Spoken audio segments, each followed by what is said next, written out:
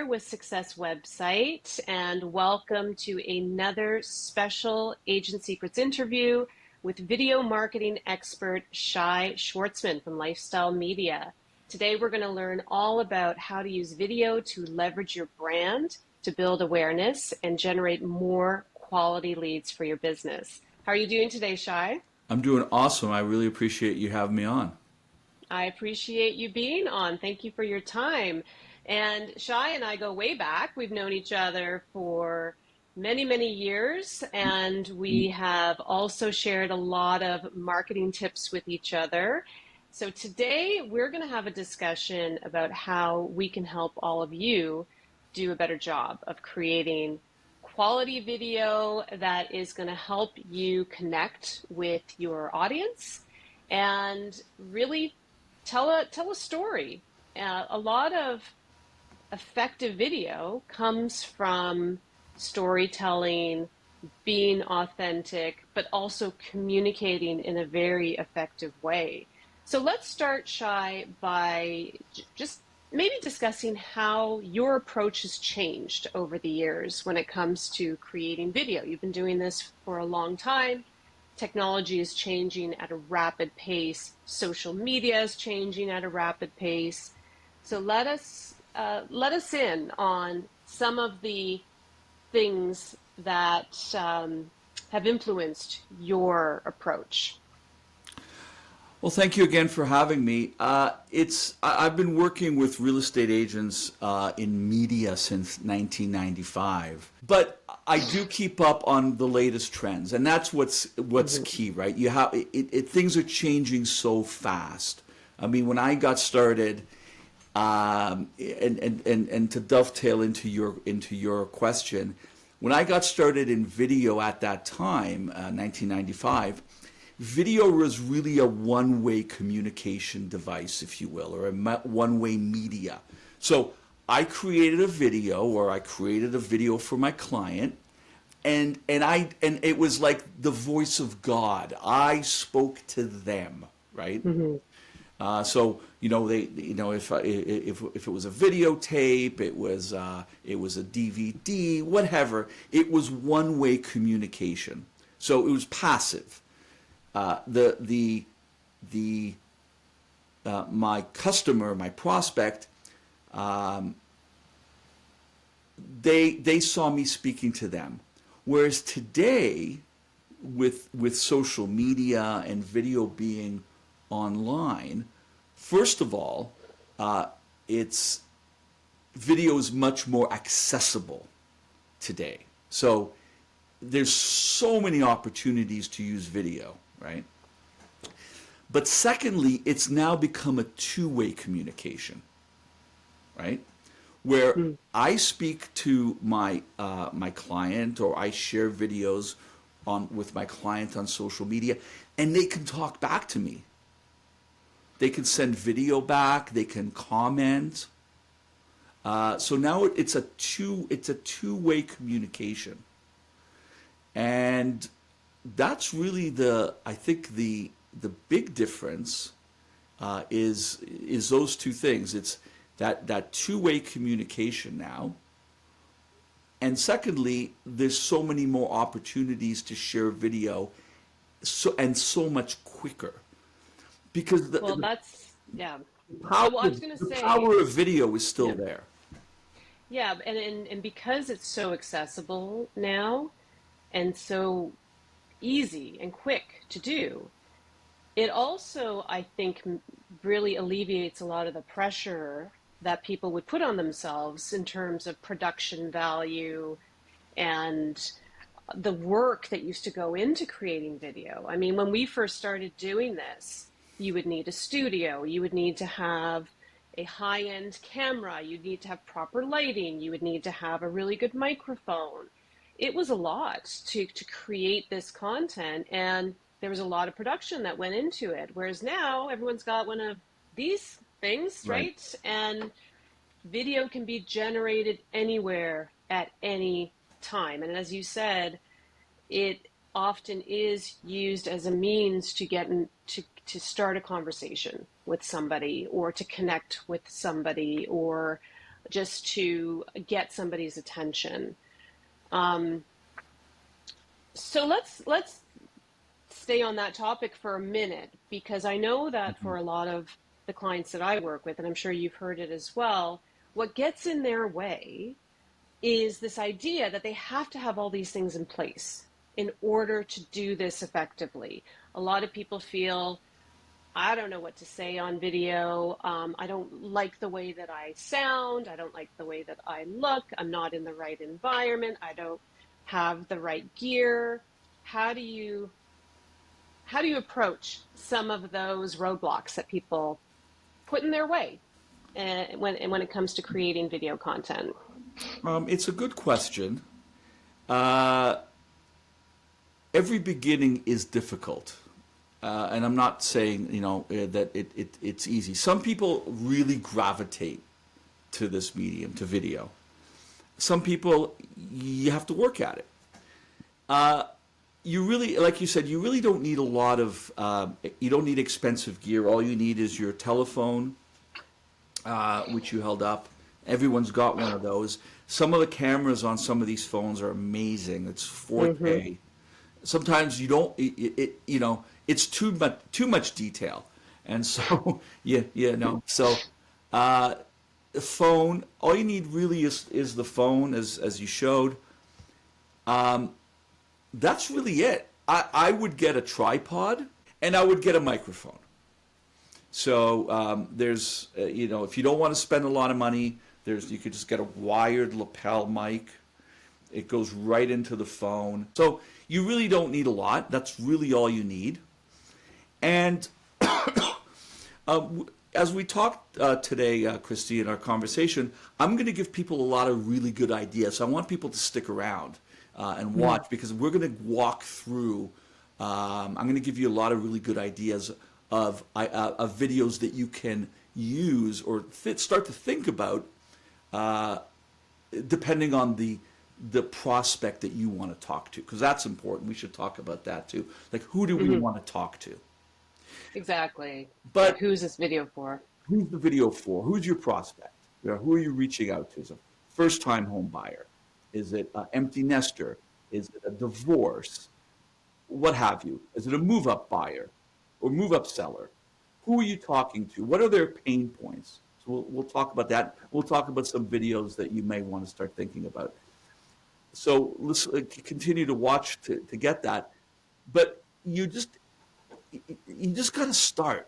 I know it sounds um, trite, but it's true. You just got to start. And you know what? Your first videos are gonna suck. You know? There's no two ways about it. It's okay. It's okay. Because the more you do it, the better you're gonna get. And even the first ones that you do, there's an authenticity that comes with just holding up the phone and talking about a neighborhood. There's an authenticity of me. Hey, it's Shai Schwartzman here, and I'm at 123 Riverside Drive, and I just got this listing. It's a wonderful 4-bedroom house here in Riverdale, and blah, blah, blah, blah, blah. And you just got to talk about what you know. You're not expecting to have an Oscar-winning performance. People just want information. And that's why I said, as long as it looks decent enough and sounds good or sounds decent, that's where you want to get started. Just start doing it. It's going to get Mm-hmm. better. Because if you don't start, it just won't happen. Yeah, you have to make it as easy and painless for yourself Yes. as possible. And as you said, the first couple are going to be rough, but just like anything, Yeah. the more you do it, the more comfortable you get, Right.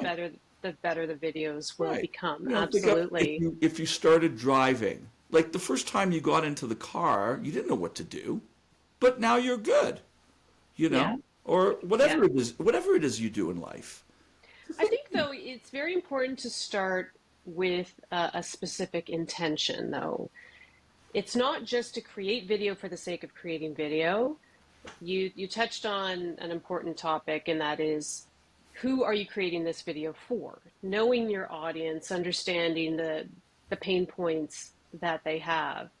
So walk me through some of those key questions people should be asking themselves when they're planning to shoot a video, because I do think it's important to think about that, right? Before you hit record, know who you're speaking to and have a pretty clear idea of what the message should be and how you should deliver it. Yeah, that's exactly right. That's your message to market match. So who are you talking to?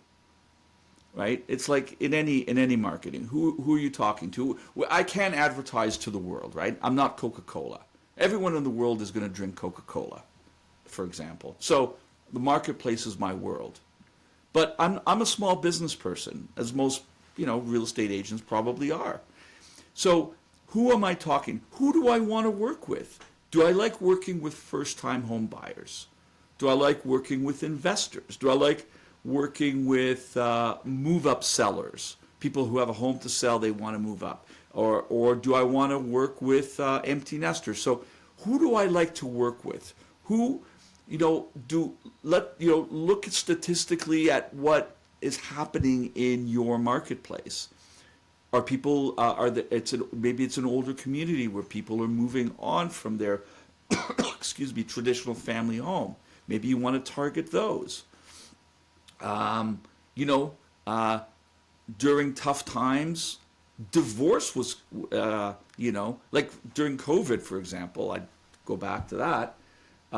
Divorce was very popular, if you will. So who am I reaching out to? Um, and so when I'm creating my videos, I want to be able to create content for those prospects' needs. So if I'm talking to first time buyers, I'm typically going to be they'll probably be renters. So my message would be talking about why spend another cent in rent to your landlord when you could be paying down your building equity. Uh, if I'm talking to an empty nester, I might talk about how the home is empty and it's time to you're probably thinking it's time to move on. So those first few videos are starting that conversation.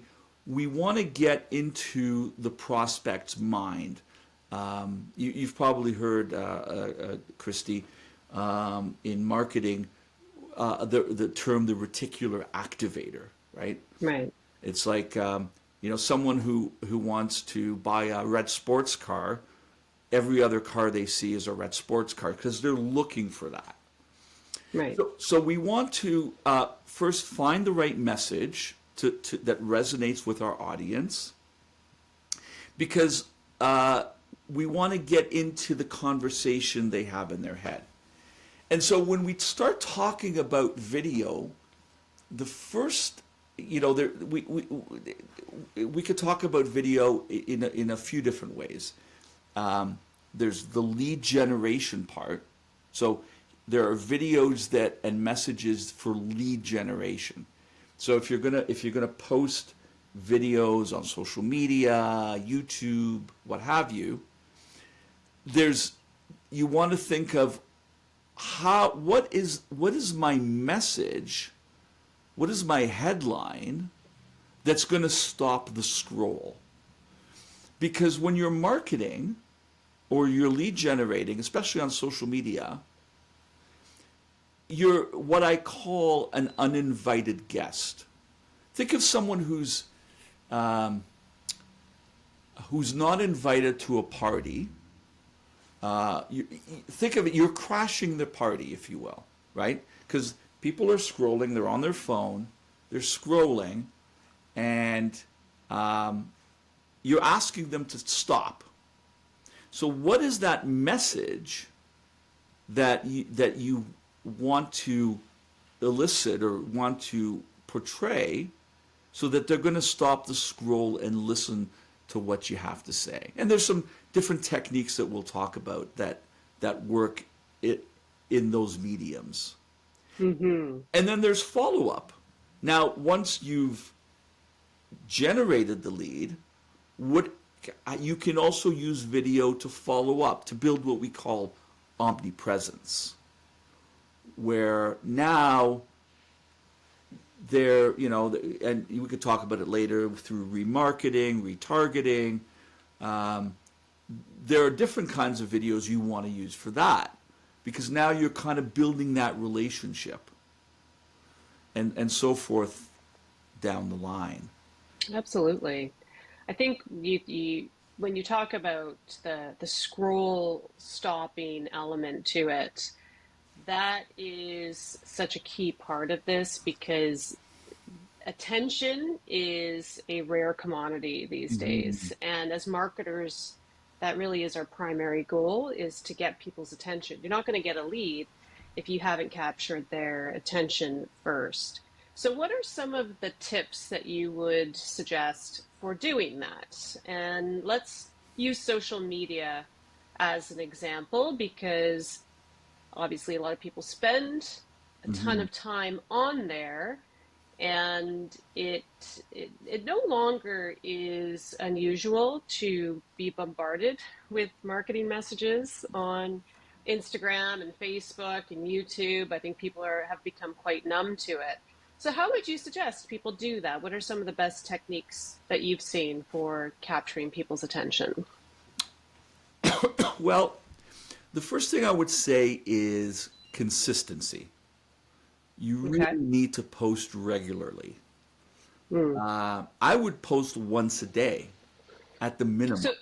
so the more they see of you and from you, the the more effective your marketing is going to be because now you're kind of breaking through that attention barrier, and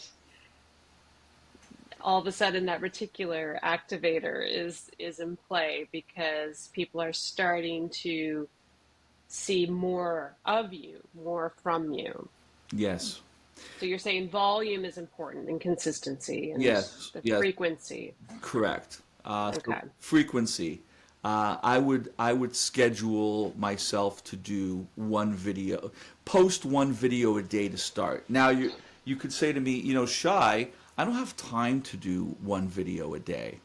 Right. So what I would say is find yourself one afternoon and just do a lot of video. Like book 2, 3, 4 hours, but you don't need 4 hours. Book 2 hours, 3 hours, and just do a bunch of videos.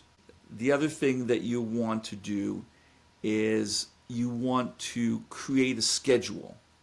Mm. So Hmm. you maybe on Mondays, and this will get into as we're talking now, but there's different videos that I'm going to suggest that you do. And you may want to take those videos and upload them on different days. So, for example, maybe you do a neighborhood tour Monday. So every Monday you post a neighborhood tour. You walk around the neighborhood you live in or the neighborhood you work in. Maybe you go to some different coffee shops, some different stores. You can interview the proprietors. These neighborhood videos get a lot of circulation. Okay?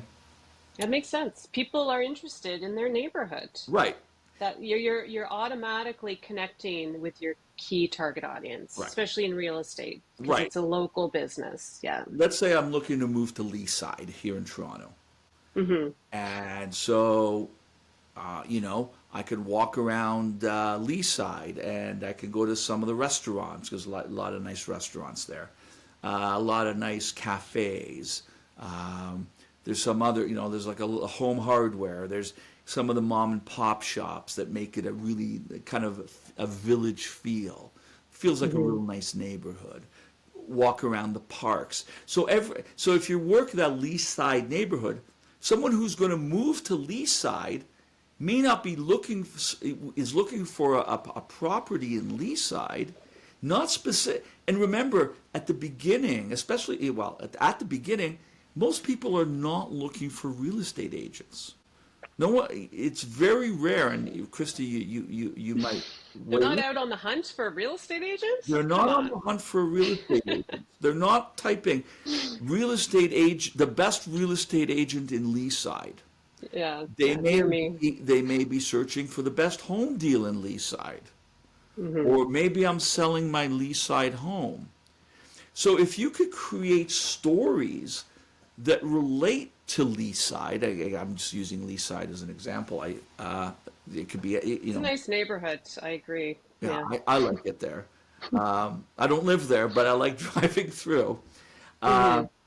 But replace that neighborhood with a neighborhood in your marketplace, right? What's a desirable neighborhood in your marketplace that you work in, that people are searching for? So neighborhood tour. So maybe Monday is your neighborhood tour day where you Right. upload a neighborhood tour. Maybe Tuesday is when you upload your listing videos. And if we talk a little bit about listing videos, I see more agents doing this now, which I'm quite happy about, is they engage with their audience in the video. So if it was a year or two ago, I would see people just putting up photos of houses with some music, Hmm. Slideshows, slideshows. animated slideshows. Right. Yeah. Nothing wrong with that, but how can we plus it? How can we turn that listing video into a lead generator? Because remember, we're not selling the house in the ad, right? Right. Right.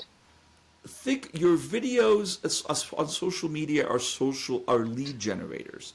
So how can we use the hook? Because again, I'm looking for a name. I might want to move to a certain neighborhood, so I'm doing a search, or I'm scrolling. So we're stopping the scroll, and then listing video. So if you have a listing video, how can I engage with my audience with that listing video? So you could be in the listing video. So you see a lot more of that now, and I encourage that, where um, maybe there's a beautiful aerial shot of the neighborhood. Somehow you want to catch them as they're watching. You want to use your voice. So you want to introduce yourself. Hey, welcome to 123 Main Street here in Rosedale. I'll use a different neighborhood now. Hmm. And, you know, walk them through the house. Um, have a conversation with them as you're walking through the house. We don't have to see you the whole time, but we can hear you as you're talking, and you want to include language that's a storytelling language. Here by the in the kitchen, there's a beautiful space here for family dinners. So when you're engaging, you want to create a story. So your listing video could be on a Tuesday. Maybe Wednesday is an explainer video. And what I mean by explainer video is it's a video that you're educating. So you could talk about the latest interest rates, market reports, 10 mistakes to avoid when moving up to a lease side home. I'll go back to lease side now. Uh, so you want Yeah. to Tips to sell your home for top dollar. tips to sell your lease side home for top dollar. Because from an SEO approach or Right. as a digital marketer, you're going to want that keyword connected to all of your content. So every time that you're posting on YouTube or Instagram or Facebook or wherever you're sharing, even if you're creating a blog post, that is also going to be part of this content. it should have those keywords. It should be very specific Yeah. to that neighborhood. Yeah. Or if maybe you're dealing in you're in a vacation type area like Muskoka. Right. So you want to people again, they're not looking for an agent, but they're looking for a second home in Muskoka. So those keywords help them find you. And if you're consistent with lots of different videos where you engage with people, then they start to know you. Right. So And Joe, I'll add yes. though that people may not be looking for a real estate agent, but they're probably looking for an expert, Well, yes. Yes, right? So absolutely. the I think a big part of this is establishing that you are an expert and being that trusted advisor. So by creating this content, you're going to be projecting that to your audience. This is my area of expertise. Uh, the information I want to share about this area to educate you on it, to make sure that you're informed. And that can go a long way to establish trust with your audience when you're viewed as an expert. Let's look at some examples of the concepts we're discussing here and how to stop the scroll. This particular example is what you would see on social media, correct? Yes. So one thing we should talk about as we get into it, when you're creating these videos, and we'll talk about that as well, is do you want to create it in a vertical format or do you want to create it in a horizontal format? So the one Right, you're right. seeing here is a vertical format. So this is something you would probably use on social media reels like an Instagram reel, like a TikTok, anything with a square. And these are more the reel type videos, REEL videos.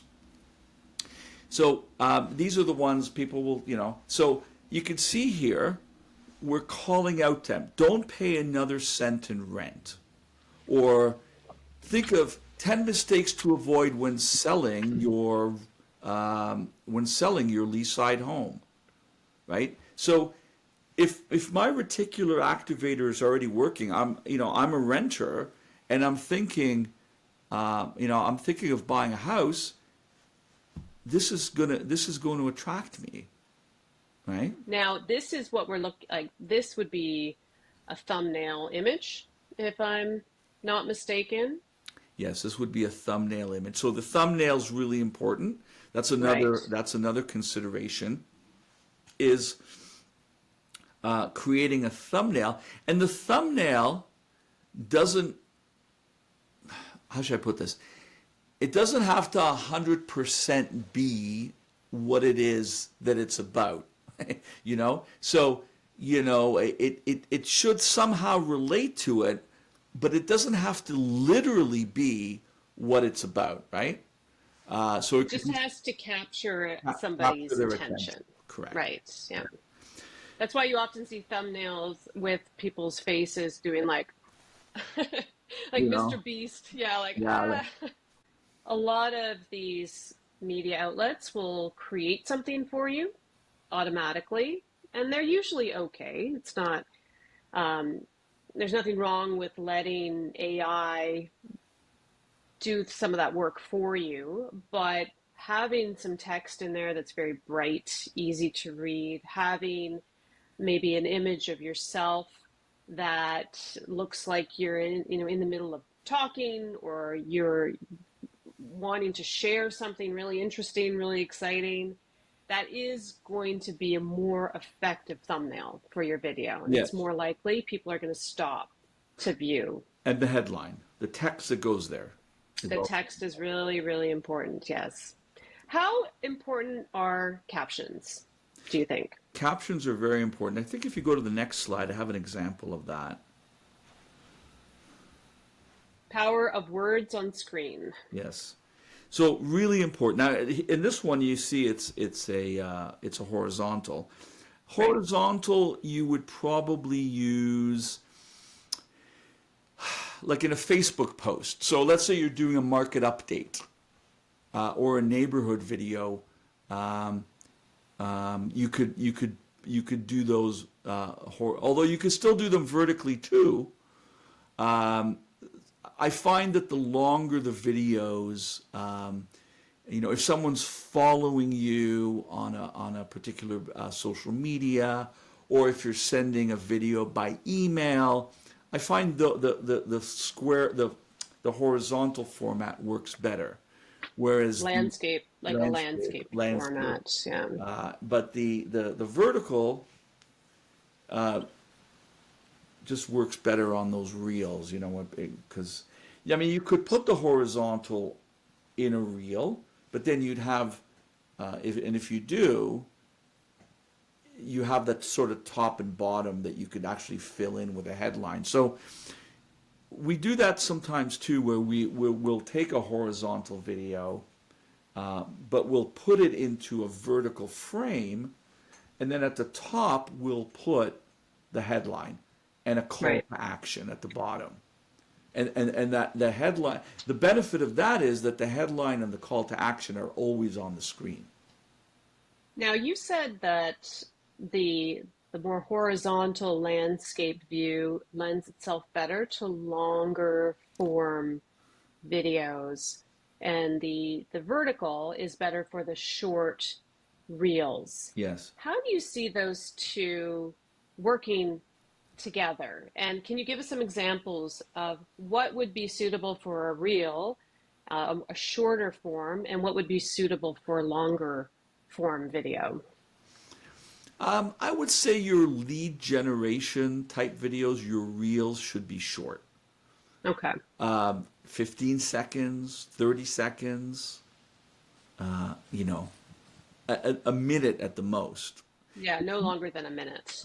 There are two types of videos. So not only is the horizontal and the landscape, but there's what I call intentional videos and unintentional videos. And this kind of dovetails into what we're talking about, because the reels, those 15-second, 30-second, where we're just grabbing them. Don't Mm. pay another cent in rent. 10 mistakes to avoid when selling your home. Those are what I call unintentional videos. Those are the videos where I said we're crashing the party, right? We haven't been invited to these people's screens, if you will. We're basically we've come to their party, and we're standing, we're yelling, or we're going, look at me, look at me, look at me, right? That's what I call unintentional. People aren't so social media, TikTok.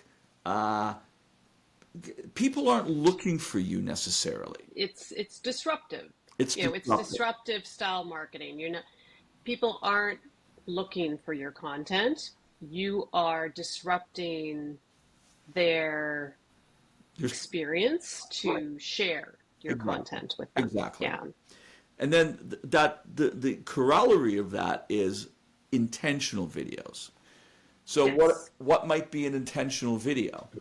The market update, uh, the listing tour, the explainer video. So those are a couple of things that we talked about earlier, because these are places now. These are videos that go to answer people's questions. So to tie back to your question, Christy, is you're going to start with the unintentional videos. And then that you want to lead them to the intentional videos. Right.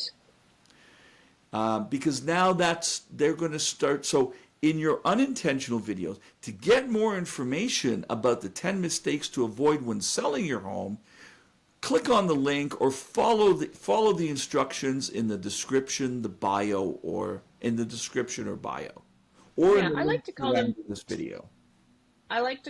teasers as well. Teasers. Sure. A teaser video that is going to just whet their appetite a little bit, get them curious. Oh, yeah, I'd like to know how to sell my home fast for top dollar. I'd like to know how to find great deals in the Leaside neighborhood. Sure, I'm going to click on that, right? And now they're in your world. They're on your website, they're on your landing page. Now you have their attention. And that is the whole point. And you could talk to this more, Christy, is once they watch your video for 3 seconds on Instagram or Facebook, now you can Hmm. retarget them with your Right, longer videos or your other teasers. So right. that builds that omnipresence. It's like, oh, I see you all the time. So, so very powerful. So Facebook, Instagram, TikTok. Again, nothing's black and white, but typically those are the what I would call the unintentional platforms. Whereas your YouTube is more your intentional platform. This is where you want to add your explainer videos. These are your listing tours these are your market updates. These are the longer videos where because people go on to YouTube because they're looking for something, right? Like nothing to do with real estate, but last week or a couple weeks ago, there was something on my car. This light lit up. I didn't know what it was, so I did. I went onto YouTube and I found a video that told me how to turn it off, what it meant, and how to turn it off. That was intentional. I was looking for that information. So I would say YouTube is an intentional platform. Yes, Now let's get back to the yes. words on the screen. So now words on the screen, and there's different software that will do this for you. One of them is CapCut, I know, is a CapCut. popular There's something one. called the one I was thinking of that I use is called Submachine Okay. or CapCut. There's a bunch of them. And what these do is they put the words on the screen, and then there's different style. You could pick different style of font, different colors, and then you could also pick it's got like a little, almost like the old bouncing ball of old on It's TV. animated, Yeah. right? It's So animated. whatever word you're saying, it highlights that word, and that's important because the words on the screen engage with them. So they're looking at it, you're saying it, the words on the screen march to what you're saying. So the voice and the act of reading keeps them more engaged, we find. And then secondly, about half the people on social media, the unintentional anyway, about half of them don't even listen to the sound. They'll just scroll. They're in a noisy location. They don't have their headphones. Maybe they're sitting watching TV with their family. They don't want to disturb them. So you're right. I do it all the time. My sound is off, and I'm relying on the captions to tell me what this person is saying. That's the one. So, so not only do you want to put the captions, and you can see the captions on the screen here, you also want to highlight key information. So you may want to add some animated callouts for emphasis. You can add like emojis. So some of these different applications to help you edit the video, you can add there's all these little like emojis or gifs that you can add that again just keeps them engaged. And it's also important for any of these videos to have a call to action. I always want to emphasize have a call to action. What do you want them to do next? So if it's a teaser video, you want them to get more information on that specific topic. So that's where you want to lead them to either a sales page or a funnel.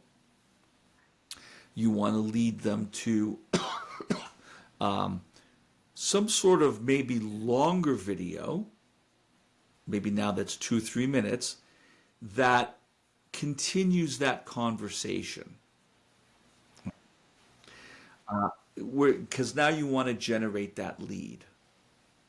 Well, I know that when you're posting the video, if you are using Instagram, for instance, you'll always have the option to boost that video and you can decide what is the objective. Is the objective to send people to another website? Is the objective to get more awareness and to build engagement? Is the objective to get people to message you?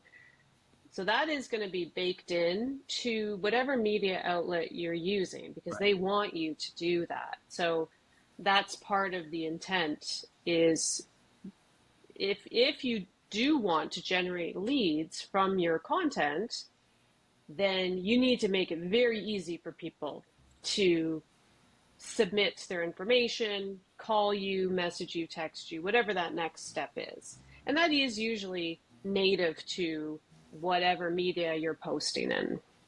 So what Yeah. is the intention as you're saying? Yeah, so if the objective is to drive traffic to a landing page or a website, then the call to action should be, click on the link below, right? Because that's exactly what you want them to do. Or if the objective is to message you, send me more info or Right. something like that, then make that clear in the video. That's right. Message or send me a DM, whatever that is. So that's so it's less confusing for the person Right. who is watching your Right. video content. Yeah. What do you want them to do? We talked about the neighborhood guide. So why they work so well? They're bite-sized. They're informative. They have story in them. So we can create a story about the neighborhood. This is this coffee shop, this restaurant, this park, this community center. They're shareable. And they're great for attracting clients who are looking to live in those neighborhoods. And then the other term I want to put into into the viewer's mind is repurposing.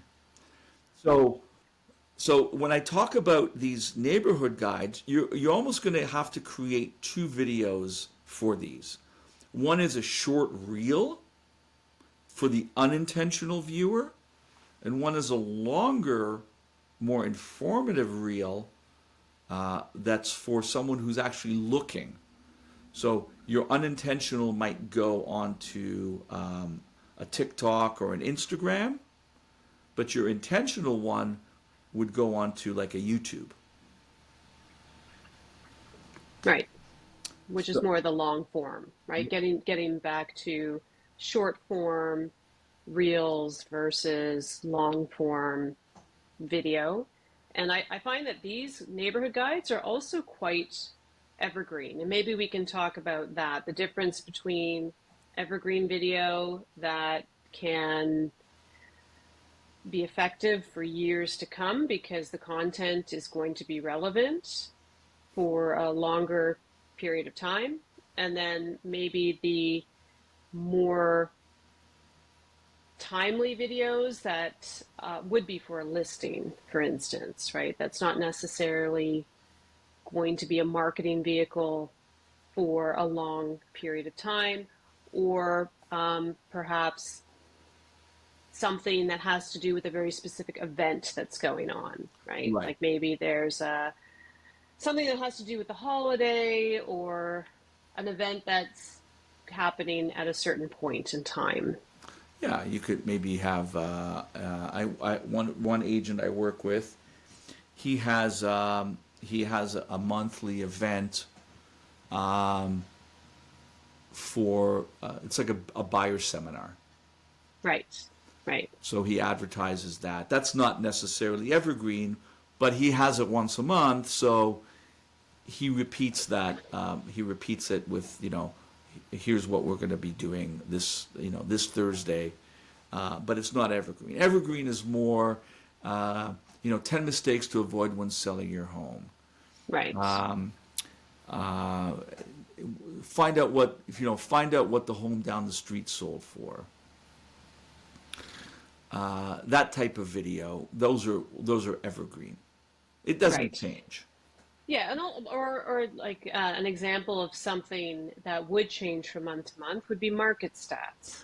You know, if you're talking Market. about this month's Yeah, market stats, then that is something that you would use for that period, right? yeah. The algorithm, once they watch your videos more, they start to see your videos more. And I know myself, someone who I follow for different things that I may follow, even if it's a video that's 2 or 3 years old, sometimes I'll watch it because there's something that interests me about it, right? These videos live, these videos live forever, if you will. Right. So how do you really measure the impact of video and its effect? Obviously, there's plays and views and clicks and whatnot, but are there any other metrics or things that you look at? And when you're working with clients, I'm sure you get that question all the time. How do I know this video is working? How do you answer that? Well, one video is not going to work, but a consistent stream of videos will get the and the more views and more subscriptions you have. And the other thing that you'll want to always add to your videos uh, is uh, is asking them to comment. Hmm. Comments and engagement is really important. So, if we go back to our Leaside video, um, are you thinking of moving to Leaside? What are some questions that you have? Put that into the chat. So always in all your videos, always have an element of engagement. Hmm. So the more engagement you get by people typing into the chat, liking your video, subscribing, what have you, the more the algorithm will serve your video to to those people who are looking for that type of, because people who are doing searches and watching certain types of videos, they'll get fed that video. That's how the algorithm works. Right. So if they know that Christy does a great Christy's videos get watched a lot, Christie's videos get a lot of engagement, then Christie's videos will get served more to the people looking for those type of videos in their on those platforms. Yeah. Feed the algorithm. I mean, there are little tricks that you can utilize, like boosting and putting some money into Yes. delivering that video. Yes. That can often help to get you started. It's very inexpensive and can certainly signal whatever media you're using to show your video to more people. That could definitely build some more engagement. And then, of course, I would always recommend the repurposing and taking it one step further. Put that video on YouTube, but also embed it into your website, onto a blog, onto a landing page, drive traffic to it through an email marketing campaign. We haven't really touched on this idea of sharing and broadcasting the video. So when you're working with clients, Yeah. obviously creating the video is step one. We need to make sure you have video. But then how do you coach them or train them or do for them the distribution and broadcasting side of it? Well, we send them to you, Christy. I mean, it's yes. I mean, we could talk about that. It's important that, the video is one thing, but how do we get it out there? The distribution Right. is important. So yeah, we coach them on, probably not as extensively as you because we produce videos, but that second part, the distribution is important. So, uploading it consistently to social media.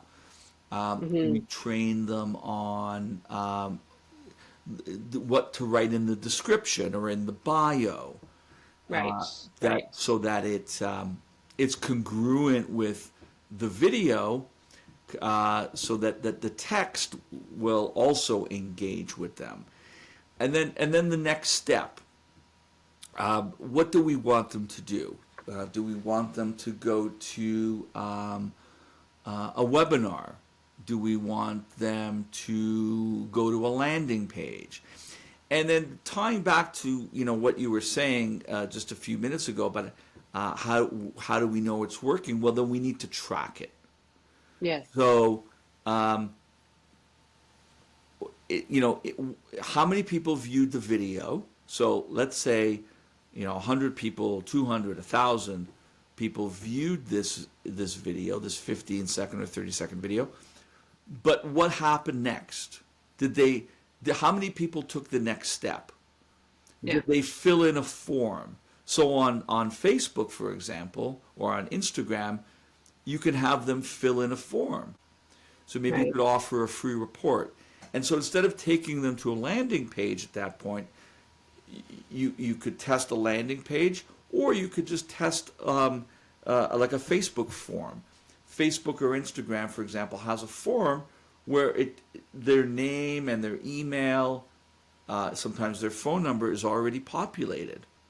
And so if they take that next step, then it could send them to a landing page, or it sends them to another video on YouTube or Facebook that they can then watch further information. Let's get back. How many impressions did you get? So impressions are how many times that video was served. Those are impressions. So when you yes, see impressions, that's what that means. So it could have been served 1,000 times, but how many people watched it? So if it's got served 1,000 times and nobody, or very few people watched it, one or two, then maybe your headline isn't strong enough. Maybe the right. topic that you're talking about isn't resonating with people. Yeah, absolutely. Now, I wanted to bring up the topic of client testimonials Oh, because that's testimonials are so powerful when it yes, comes to content, whether yeah, it be that's the next slide. written, yeah, written or in video form. Video is exceptionally effective when it comes to client stories and testimonials because it's extremely authentic, right? You can't doubt the authenticity of seeing somebody uh, you know, give an account of their experience with you live on camera. So tell us a little bit about how you would recommend a realtor go about this and some of the advice you would give to get more of those client testimonials. Testimonials are great because they work in a few different ways. When they sign the contract, they've bought the house, their offer has been accepted, or the offer has been accepted by the buyer. That's the best time to get the testimonial. Um, you would ask them, um, how did you like our service? Would you recommend us to your family and friends? You kind of want to see or hear what they're saying, and if they're an outgoing customer, um, they may be a good candidate for a testimonial. So you pull out your phone. Mm-hmm. It's always with you, right? Like we talked Yeah, about make earlier. it easy. Yeah, And just get, ask them a few questions. Tell me about your experience. Why did you work with us? What did we do? Just ask them those kinds of questions. You're going to edit it anyway, so it doesn't matter if it's too long, right? Hmm. Get them to say the things that are that will be beneficial to you. You know, get their story. That's the other thing. Get their story. You know, we have a growing family. We had a baby a year ago, and our condo was just too small. Engage with that sort of that emotional side of the story. You know, and we were looking for a house in this particular neighborhood. And, you know, we went online, and we came across you, and we started working with you and such as, and so just get them to give their story. And then within that, we can edit, or you can edit out the good nuggets. Yeah. But really, the testimonials are there to provide social proof that they build trust, they build rapport. So again, with the repurposing, you could just take snippets of that testimonial, and then, for example, hey, it's Shai Schwartzman here. We just sold 123 Main Street. We sold it for more money than the typical agent. We sold it in record time. You want to kind of give some statistics showing, again, you're the expert. Here is Joe and Joanne Smith, who we just worked with. They're going to tell you their story, Hmm. right? So we're tying in our expertise with that social proof. And again, we want to have two different versions. We want to have a real version, REEL version, and we for our unintentional, and then for our intentional, we want to have something on YouTube that's a longer format.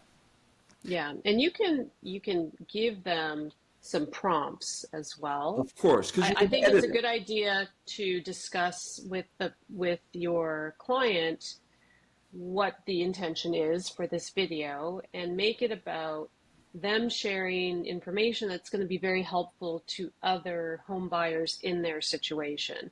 I think why a lot of agents balk at doing this is they feel like that they're basically asking people to talk about them or compliment them, like how great was I, like let everyone know.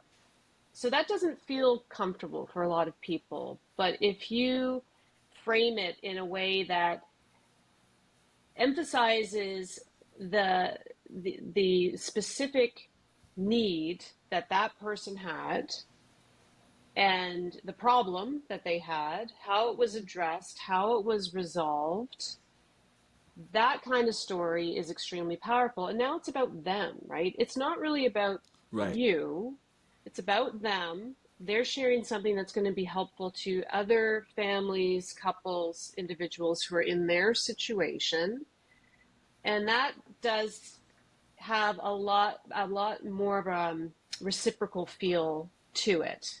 So when you're prompting them, use those words in your prompts because they'll probably most likely repeat them. Right. He Yeah. sold our home, or she sold our home for more money. Our neighbors down the street. Again, it's not always; these aren't always the answers. But our neighbors down the street sold a house a month or two before, and we got an extra 1%. We got an extra $50,000 on our house. Some people don't like to say money answers, but they will say percentages. Okay. That, Well, let's that type of thing. yeah, let's discuss then exactly what you offer in terms of the types of videos that you help people create, what you help them do with those videos, and share a call to action for all of our viewers today as to how they can get in touch with you and start creating more video for themselves and their business. So thank you, Christy. I mean, we could do a part two to this video cast. There's just so much. But for anyone who's looking to learn more about video, they can go to our website and take my 3-part video course. Part one is kind of what we got into today, which is the kinds of videos to create, and how to. So I talk a little bit about the gear, like I talk about how to use your phone, how to use your microphone, get it, different tripods to get. And again, the type of videos, and again, I walk them through intentional videos, unintentional videos. A lot of the stuff we were talking about today, but I get into in depth. That's part one.